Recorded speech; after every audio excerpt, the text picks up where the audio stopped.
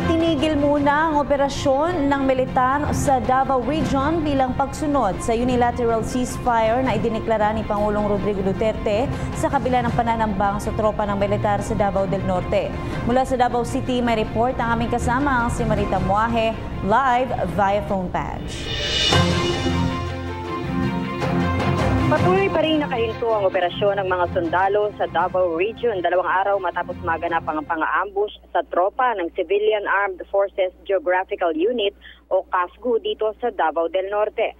Ayon kay Captain Ryan Bachar, Chief Information Officer ng 10th Infantry Aguila Division, pinambangan ng grupo ng National o ng New People's Army bandang alas 6:45 ng umaga ang grupo ng mga CAFGU mula sa Sitio Kapatagan pauwi na ng kanilang patrol base sa Sitio Patil, Davao del Norte.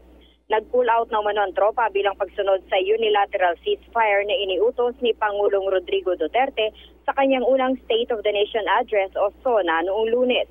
Kinilala ni Bachara ang namatay na CAFGU Active Auxiliary na si CAA Panggong Kumanod, habang dalawa ang sugatan na sina CAA Pelo Makurapil at CAA Sami Gebang na kabaligtaran sa naunang napaulat na 4 na sugatan. Sinabi din ni Bachar na maging sila ay nais malaman ang motibo ng naturang pananambang habang nakahanda umano ang kanilang hanay sa anumang ipag-uutos ni Pangulong Duterte.